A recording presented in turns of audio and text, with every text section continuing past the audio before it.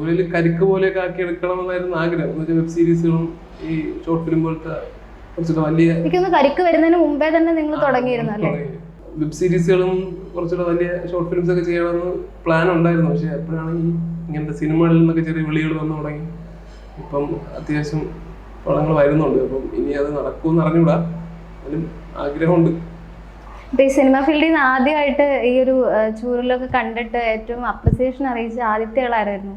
പലരും മെസ്സേജ് അയച്ചിട്ടുണ്ട്. കുറെ പേര് ആദ്യമായിട്ട് വിളിച്ചത് എനിക്ക് ജയസൂര്യ ചേട്ടൻ വിളിച്ചിട്ടുണ്ടായിരുന്നു. കണ്ടന്റൊക്കെ നല്ലതാണ്, സിനിമ ചെയ്യണം, കംഫർട്ട് സോണിൽ നിന്ന് കളയുന്നത് എന്നൊക്കെ പറഞ്ഞിട്ടുണ്ടായിരുന്നു. പിന്നെ ആദ്യം നമ്മള് ലാൽ ജോസ് സാറ് മെസ്സേജ് അയച്ചിട്ട് പിന്നെ പുള്ളിയുടെ സിനിമ പ്രൊമോട്ട് ചെയ്യാനൊക്കെ വിളിച്ചിട്ടുണ്ടായിരുന്നു. പിന്നെ ഇന്ദ്രജിത്ത് ചേട്ടനൊക്കെയാണ് ആദ്യം ഫോളോ ചെയ്ത ആക്ടേഴ്സിന്റെ കൂട്ടത്തിൽ നമ്മൾ ആദ്യം ഇങ്ങനെ ഞെട്ടി. അങ്ങനെ പിന്നെ കുറെ സിംഗേഴ്സ്, സൂരജ് സന്തോഷ്, സിത്താര ചേച്ചിക്ക് ആദ്യം തൊട്ടേ എല്ലാ വീഡിയോയിലും കമന്റ് ചെയ്യുമായിരുന്നു. അങ്ങനെ കുറെ പേര് ഉണ്ട്. ചൂരലിൽ നിങ്ങളുടെ വീഡിയോസ് കാണുമ്പോൾ കൂടുതലും ജീവികളെ കുറിച്ചുള്ളതൊക്കെയാണ് കൂടുതലായിട്ടും ക്ലിക്ക് ആയിട്ടുള്ള വീഡിയോസ്. ഇപ്പൊ എനിക്ക് തോന്നുന്നു മുൻപ് അരുൺ പ്രദീപ് ഒക്കെ ഇതുപോലെ പട്ടി, പൂച്ച അങ്ങനത്തെ ജീവികളുടെ മൈൻഡ് വോയിസ് വെച്ചിട്ടൊക്കെ വീഡിയോസ് ചെയ്ത് കണ്ടിട്ടുണ്ടായിരുന്നു. അതിന് ശേഷമാണെന്ന് തോന്നുന്നു ഇങ്ങനെ ഒരു ഇത് വന്ന് കണ്ടത്. അപ്പൊ അതിനൊക്കെ ഇൻസ്പിറേഷണൽ ആയിട്ടുണ്ടായിരുന്നു. പറഞ്ഞിട്ടുണ്ട് അരുൺ പ്രദീപ് ഒക്കെ. ആൾക്കാർ പലരും വിചാരിക്കുന്നത് നമ്മളാണ് ഈ മൃഗങ്ങളെ സംഭവം കൊണ്ടുവന്നുള്ള രീതിയിൽ ചോദിക്കും. അതിനുമുമ്പ് പലരും അരുൺ പ്രദീപും പിന്നെ പുറത്തുള്ള ആൾക്കാരൊക്കെ ഈ മൃഗങ്ങളെ സംസാരിക്കുന്ന കോൺസെപ്റ്റ് നമ്മളെല്ലാം കൊണ്ടുവന്നത്. പക്ഷെ നമ്മൾ ഈ പറഞ്ഞ പോലെ ഈ പരാതി കുറച്ചില് മൃഗങ്ങളെ പിണക്കം ഹിറ്റടിച്ചപ്പം പിന്നെ നമ്മള് ആ ഒരു സംഭവം പിടിച്ച്. അപ്പൊ ശരിക്കും ഭയങ്കര ഒബ്സർവേഷൻ ഉണ്ടെങ്കിൽ മാത്രം നടക്കുന്ന ഒരു കാര്യം കൂടിയാണിത്. കാരണം ഓരോ ജീവികളുടെ അവരുടെ തലത്തിൽ നിന്ന് ചിന്തിക്കുക എന്ന് പറയുമ്പോൾ അവരെന്തിലൂടെയൊക്കെയാണ് കടന്നു പോകുന്നതൊക്കെ ചിന്തിക്കണമെങ്കിൽ ക്രിയേറ്റിവിറ്റിക്കൊപ്പം തന്നെ നല്ല ഒബ്സർവേഷനും കൂടി വേണം. അങ്ങനെയുള്ള കൂട്ടത്തിലാണോ? ആയിരിക്കും.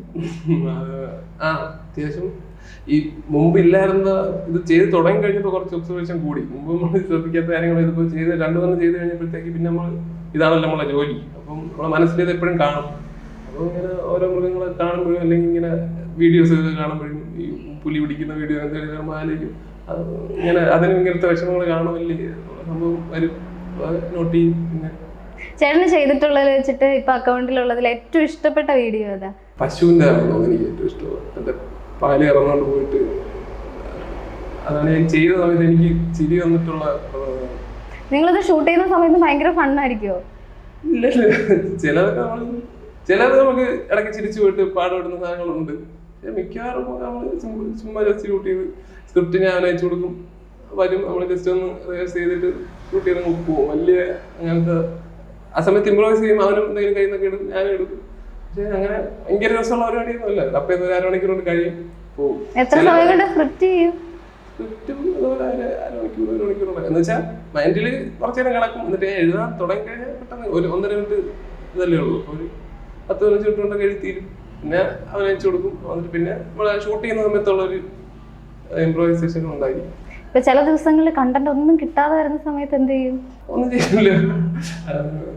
ഇടയ്ക്ക് വരും, ക്ഷാമം വരും, നമുക്കൊന്നും കിട്ടാതെ ചിലപ്പോ കുത്തിയിരുന്ന് ആലോചിക്കും എന്തെങ്കിലും. വേറെ കൂട്ടുകാരോടൊക്കെ ഇങ്ങനെ സംസാരിക്കുമോ ഇങ്ങനെ എന്തെങ്കിലുമൊക്കെ കണ്ടന്റുകളുടെ ഐഡിയനെ പറ്റിയിട്ടൊന്നും? നിങ്ങൾ രണ്ടുപേരും മാത്രമാണ്? ഞാൻ ആരടുത്തും ചൂരലിനെ കുറിച്ച് ആരടുത്തും ഒന്നും ഡിസ്കസ് ചെയ്യാറില്ല. വീഡിയോസിന്റെ അഭിപ്രായം ചോദിക്കാറില്ല, അങ്ങനെ ഡിസ്കസ് ചെയ്യാറില്ല. എനിക്ക് അങ്ങനത്തെ ഒരു ഇപ്പോഴത്തെ ഒരു ട്രെൻഡ് എന്ന് പറയുന്നത് ഒന്ന് സിനിമ പ്രൊമോഷനും കൂടി ഈ റീലുകളിലൂടെ നടത്തുന്നുണ്ട്. അതുപോലെ തന്നെ മറ്റ് ബ്രാൻഡുകളുമായിട്ട് അസോസിയേറ്റ് ചെയ്തിട്ടുള്ള കൊളാബ് ചെയ്യുന്നുണ്ട്. പക്ഷെ അതിൽ തന്നെ ഒരു ക്വാളിറ്റി നിലനിർത്താൻ ശ്രമിക്കുന്നതായിട്ട് തോന്നിയിട്ടുണ്ട്. മറ്റു പലരും ഈ ഒരു പ്രൊഡക്റ്റ് സെല്ല് ചെയ്യണം എന്ന ഉദ്ദേശം മാത്രം കൊടുക്കുമ്പോൾ ഒരു കണ്ടന്റ് കൂടി കൊടുത്തിട്ട് ആ ഒരു പ്രൊഡക്റ്റ് സെല്ല് ചെയ്യാനുള്ള രീതിയിലേക്ക് കൊണ്ടുവരുന്ന കാണാറുണ്ട്. അപ്പോൾ അതിന് വേണ്ടിയിട്ട് ഒരു പ്രത്യേക എഫേർട്ട് തന്നെ എടുക്കാറുണ്ട്. നിങ്ങൾ നല്ലോണം ചർച്ച ചെയ്ത് ആ ഒരു രീതിയിൽ തന്നെയാണോ ചെയ്യുന്നത്? അതിനുവേണ്ടി എക്സ്ട്രാ എഫർട്ട് എടുക്കാറുണ്ട്. മാക്സിമം രസമുള്ള രീതിയിൽ തന്നെ വേറെ ഒരു ആൾക്കാർക്ക് റിലേറ്റ് ചെയ്യാൻ പറ്റുന്ന അല്ലെങ്കിൽ രസമുള്ള ഒരു കണ്ടന്റ് ഉണ്ടാക്കിയിട്ട് അതിൽ എങ്ങനെ ഈ പരസ്യം ഇൻക്ലൂഡ് ചെയ്യാൻ പറ്റുമെന്ന് നോക്കാറുണ്ട്. എത്ര ആൾക്കാരെ ബോറടിപ്പിക്കാതെ. എന്തായാലും അവർക്ക് ഇടയ്ക്ക് പരസ്യം വരുമ്പോൾ ഒരു എന്നാലും അതിന് അവർക്കൊരു എന്റർടൈൻമെന്റ് കൂടെ കൊടുക്കാൻ പറ്റുന്ന രീതിയിൽ തന്നെയാണ് നമ്മളെപ്പോഴും ചെയ്യാൻ ശ്രമിക്കുന്നത്. എന്നാലും പരാതിയുണ്ട്, പരസ്യം കൂടുതലാണ് എന്നുള്ളത്. പരസ്യം ചെയ്യാൻ പറ്റില്ല. ഇപ്പം നെഗറ്റീവ് കമൻസും പോസിറ്റീവ് കമൻസും ഒരുപോലെ വരുമല്ലോ. അപ്പം നമ്മുടെ ബയോയിൽ ഓൾറെഡി ഇട്ടിട്ടുണ്ട് ചളി ബാധിത പ്രദേശത്തുള്ളത് ഇട്ടിട്ടുണ്ട്. അതുകൊണ്ട് അതൊരു ഡിസ്ക്ലൈമർ ആയിട്ട് അവിടെ കിടക്കും. എന്നിരുന്നാൽ പോലും ഇങ്ങനത്തെ നെഗറ്റീവ് കമൻസ് എന്തെങ്കിലും വരുമ്പോൾ അല്ലെങ്കിൽ പോസിറ്റീവായിട്ട് വളരെ ആളുകൾ പറയുന്ന സമയത്ത് അങ്ങനെ ഓർത്തിരിക്കുന്ന കമൻസ് എന്തെങ്കിലും ഉണ്ടോ? പ്രത്യേകിച്ചൊന്നുമില്ല. നെഗറ്റീവ് നമുക്ക് അങ്ങനെ കുറവാണ്, നമുക്ക് അധികം അങ്ങനെ വന്നിട്ടില്ല. പിന്നെ ഈ പരസ്യത്തിന്റെ ആണ് മെയിനായിട്ടും വരുന്ന നെഗറ്റീവ് കമന്റ്. പരസ്യം മാത്രമേ ഉള്ളൂ. പരസ്യം ഇല്ലാത്ത വീഡിയോ ചെയ്യുമ്പോഴത്തേക്ക് പരസ്യം ഇല്ലേ, പരസ്യം പ്രതീക്ഷിച്ചിരുന്ന ഞാൻ എന്ന് പറഞ്ഞ കമന്റ് ചെയ്യും. അങ്ങനത്തെ സംഭവം അല്ല, വലിയ പ്രശ്നം ഇതിൽ ഉണ്ടായിട്ടില്ല. ഉണ്ടാവാതിരിക്കട്ടെ.